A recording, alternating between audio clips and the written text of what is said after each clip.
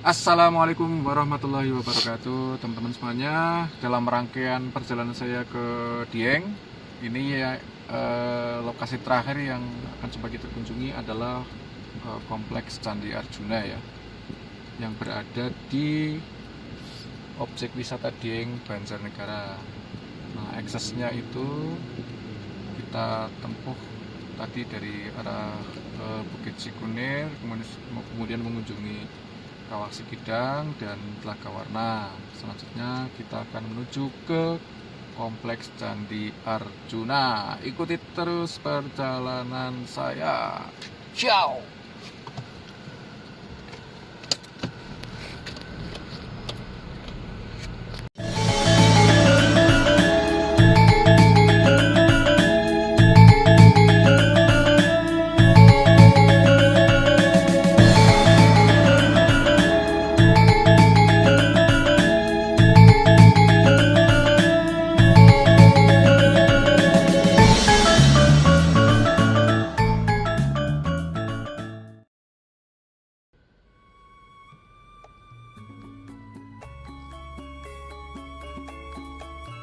Ini sudah ada petunjuknya. Masuknya tadi dari sana setelah parkir kendaraan dengan membayar Rp5.000 untuk roda 4, terus kita bisa masuk ke kompleks Candi Arjuna.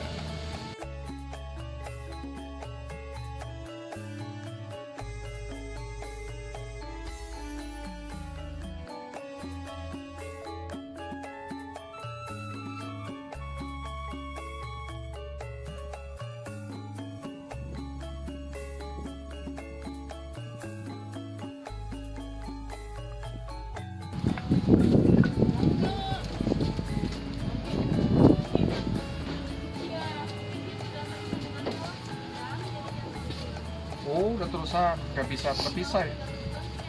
Oh, emang tiketnya udah include semuanya ya, meskipun kita. Oh, soalnya kami dari sana, saya pikir ada diskon. Kawah Sikidang nggak ada tiketnya ya? Iya. Oh, sayangnya nggak ada tiketnya sih. Ya udah nggak apa.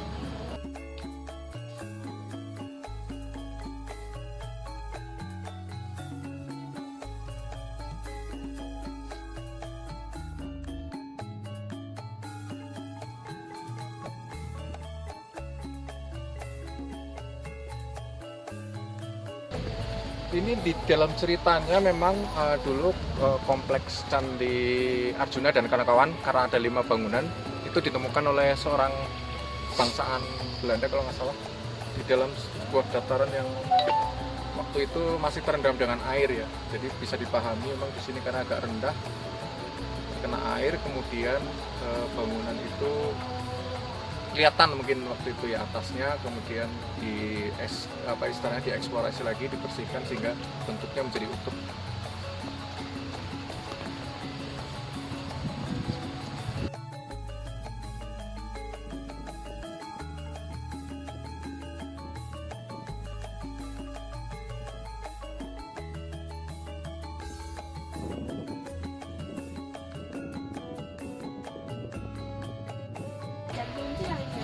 Ini ya teman-teman, di sini ada kain.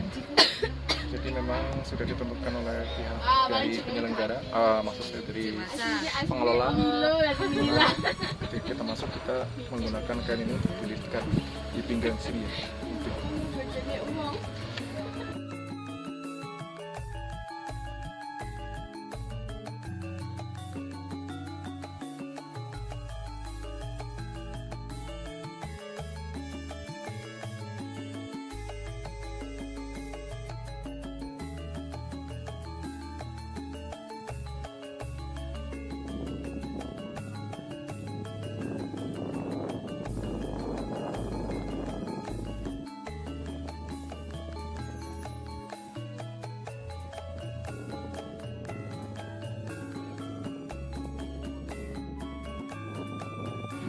Oke, teman-teman, di sini sudah ada Candi Arjuna ya.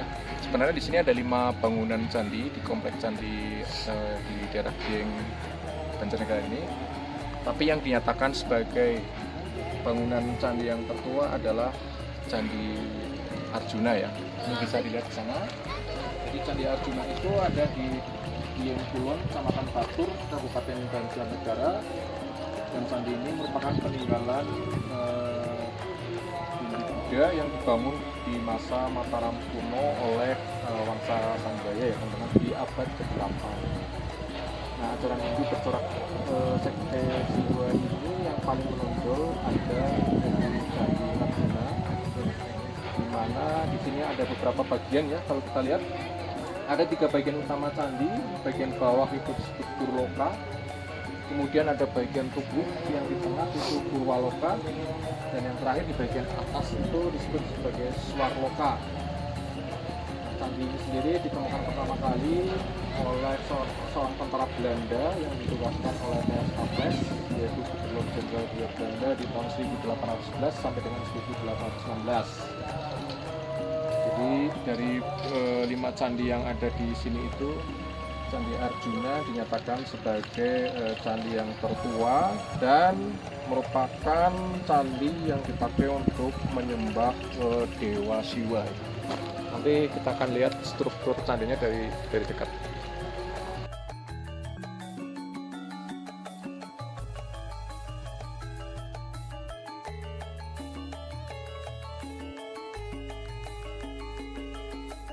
Di sini ada beberapa bagian dari ornamen-ornamen candi itu. Ada yang disebut sebagai penil atau penil mungkin ya. Jadi ini ornamen pada bagian tangga itu mirip seperti pegangan. Mungkin ya dimaksud itu ini ya. Penil itu ini bagian di tangga di sisi kiri kanan yang dipakai sebagai pegangan. Nah, kemudian ada yang disebut kala di atas itu ya. Berarti kala itu adalah ornamen yang berwajah raksasa tanpa ada rahang bawah yang terdapat di bagian atas pintu, seperti yang di atas sana ya. Kemudian berikutnya ada yang disebut dengan makara. Nah, makara itu yang dimaksud itu ini ada terletak di sisi pintu baik di sebelah kiri yang kanan. Ada lagi yang disebut sebagai jalat mara. Jadi jalat mara itu saluran air dari bagian dalam candi ke salah satu sisi. Jadi mungkin karena air itu nanti harus dialirkan gitu ya, yang dari atas itu biar tidak masuk ke dalam dan ada pembuangan, maka diperlukan adanya saluran. Nah, ini salurannya itu harus dilihat di salah satu sisinya gitu, nanti mungkin bisa akan kelihatan nanti ya untuk saluran air itu. Nah, kemudian di bagian atas tadi itu, di bagian atas paling atas disebut sebagai Ista Dewata, itu yang di pucuknya. Mungkin itu nanti kita bisa melihat juga struktur candi.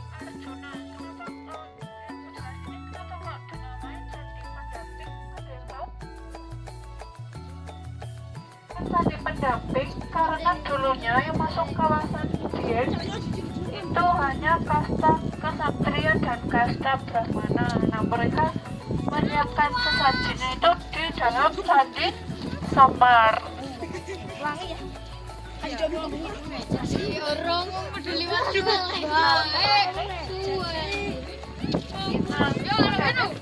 Itu namanya Salatuara yang ini. Oh, jalat mara. Itu namanya Jalatuara. Fungsinya itu untuk mengalirkan air amerta. Air amerta itu dalam agama Hindu air suci atau air keabadian. Ya, teman-teman, jadi di samping dari Candi Arjuna ini ada yang disebut sebagai Candi Semar. Kenapa disebut Candi Semar? Nah, di sini itu dikatakan bahwa candi ini memiliki ukuran yang ternyata lebih kecil ya, dengan ukuran yang bersih panjang dan berfungsi sebagai candi perwara atau candi pendamping. Jadi di sini ada candi utama itu Candi Arjuna, kemudian di sebelahnya itu ada disebut sebagai candi pendamping. Nah, inilah yang merupakan Candi Semar.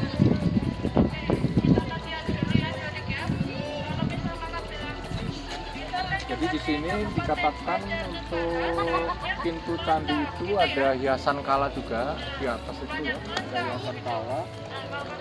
Kemudian bagian atap itu ternyata sudah rusak memang itu ya, terpotong itu. Jadi beda dengan Candi Arjuna itu masih utuh. Untuk yang Candi Semar itu seperti ada potongan gitu, jadi tidak utuh, hanya sekitar setengahnya saja.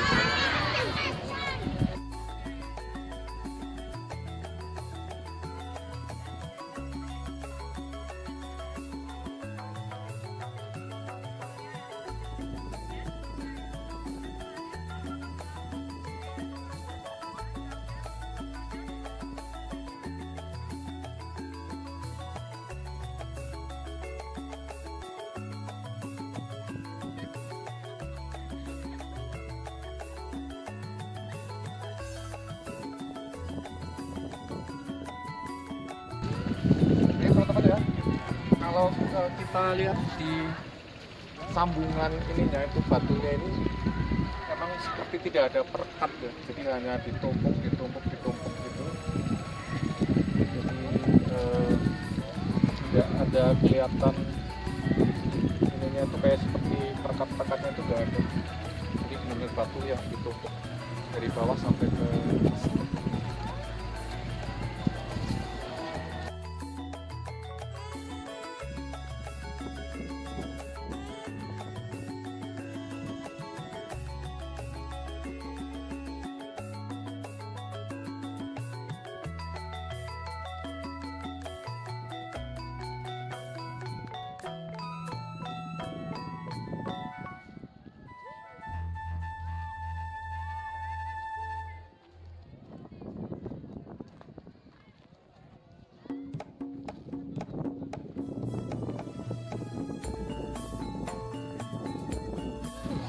Oke, teman-teman.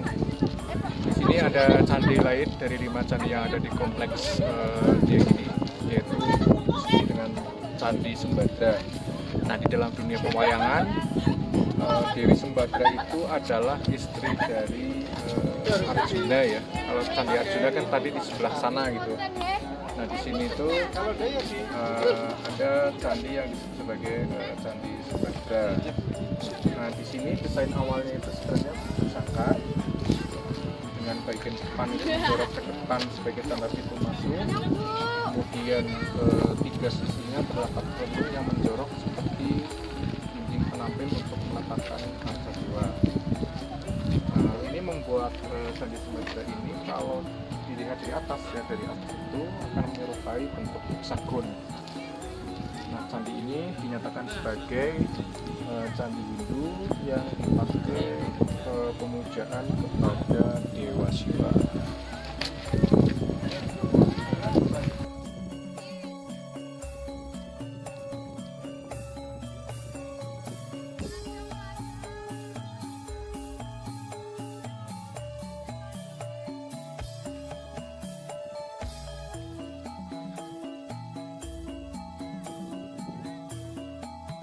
Jadi candi itu sendiri kan merupakan tempat peribadatan ya, tempat peribadatan bagi umat Hindu atau Buddha, karena memang candi Hindu berarti dipakai sebagai tempat pemujaan dari umat Hindu.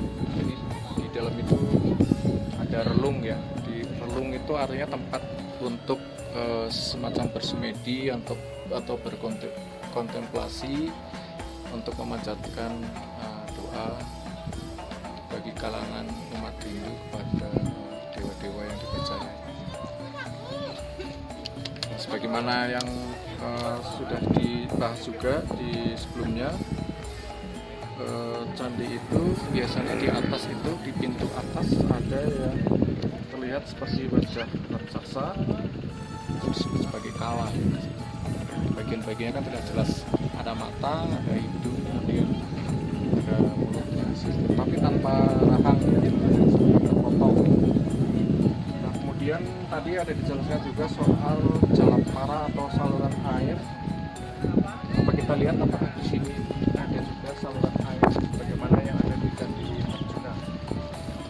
Ditemukannya itu hanya ada di satu sisi berarti.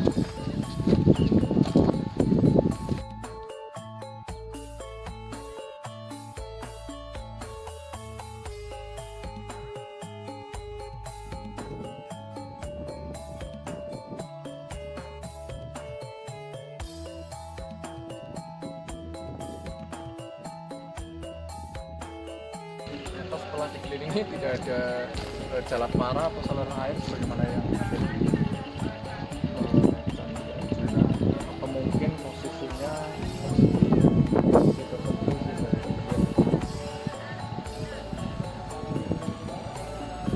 Ini bentuknya memang tadi heksagon atau segi 8 berarti ya kalau dilihat.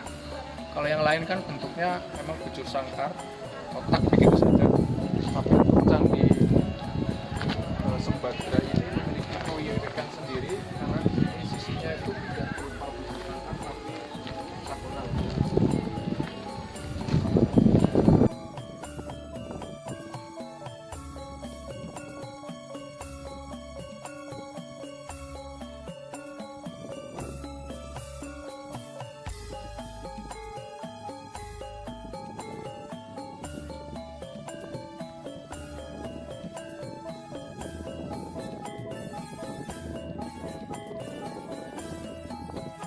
Ya, teman-teman, ini terakhir yang akan saya sampaikan secara singkat juga. Ini adalah Candi Puntadewa ya. Di antara 5 candi yang ada di sini, memang Candi Puntadewa adalah candi yang kelihatannya paling besar dan paling gagah ya. Di situ jenaknya adalah bujur sangkar dengan tangga masuk untuk berundak 2. Memang kelihatan tangganya itu udah undaknya ada 2 kali ya. Pertama yang di bawah, terus yang kedua itu yang di atasnya. Kemudian di pipi tangga bawah itu ada 2 arca singa. Kemudian di ketiga sisi candi terdapat seluk yang di sisinya dihiasi oleh relief Pasca. Nah, dilihat dari relief dan coraknya, candi ini lebih mudah dibanding dengan candi sama-sama merupakan candi yang dipakai untuk menyembah Dewa Shiva. Kita coba kita lihat juga ya, kelilingi Candi Puntadewa ini dari satu sisi ke sisi yang lain.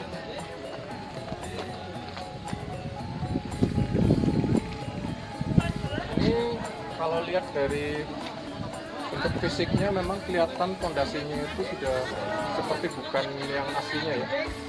Yang batu-batu ini kelihatan memang baru, berbeda sekali dengan batu-batu yang ada di bagian di atasnya itu sampai ke atas.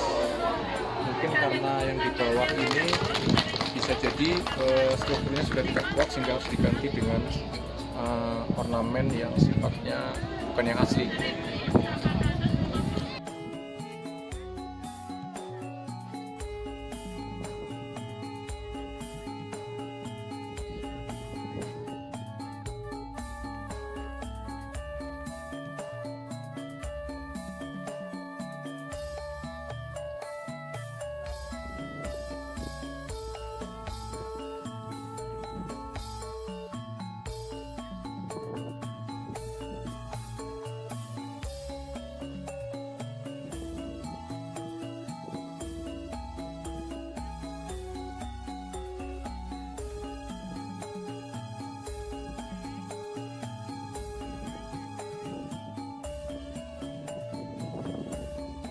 Ya, di sini ada satu candi lagi teman-teman, namanya Candi Sri Kandi.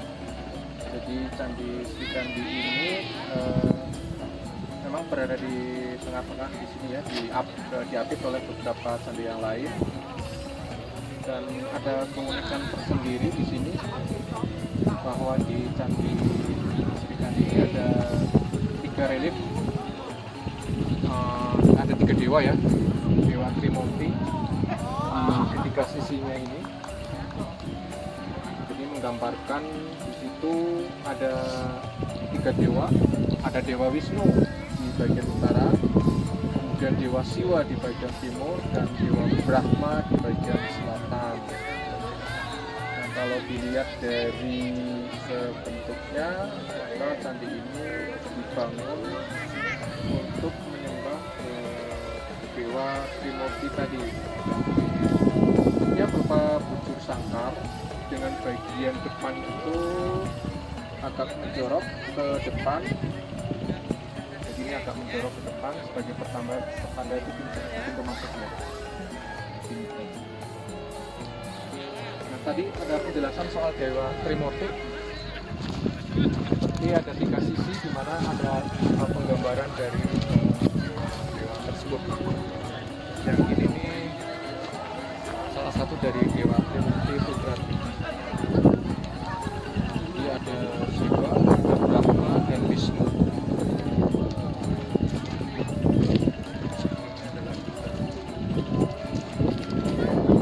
Sudah tidak begitu kelihatan jelas di sini. Tapi ada bagian-bagian yang ada di saudara tangan, ada kepala, kemudian ada kaki. Dan satu lagi kemungkinan di sini. Nah, ini. Kalau di sini lebih jelas lagi. Relief dari salah satu dari Dewa Trimurti ya, yang ada di Candi Sri Kandi ini.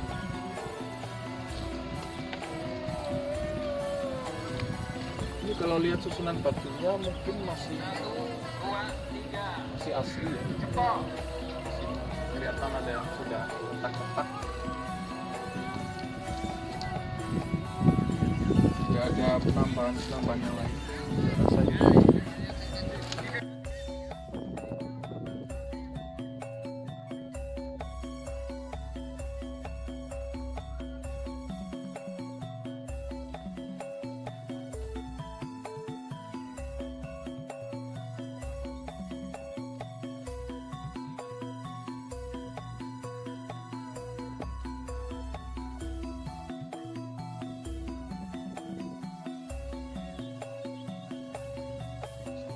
Baik teman-teman semuanya, kita sudah melihat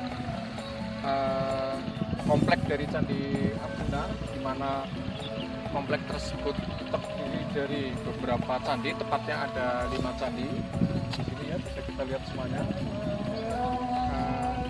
Jadi candi ini merupakan peninggalan di abad ke-8 dari Wangsa Sanjaya dan bercorak Siwa di sini ya. Diharapkan ketika kita berkunjung ke peninggalan-peninggalan di zaman dahulu itu, kita bisa mengetahui sejarah masa lalu dari bangsa Indonesia, dan semoga dapat dilestarikan sebagai aset kemudian bangsa. Baik, terima kasih sudah menonton channel ini.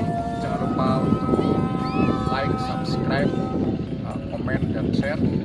Dan sampai jumpa di lain kesempatan.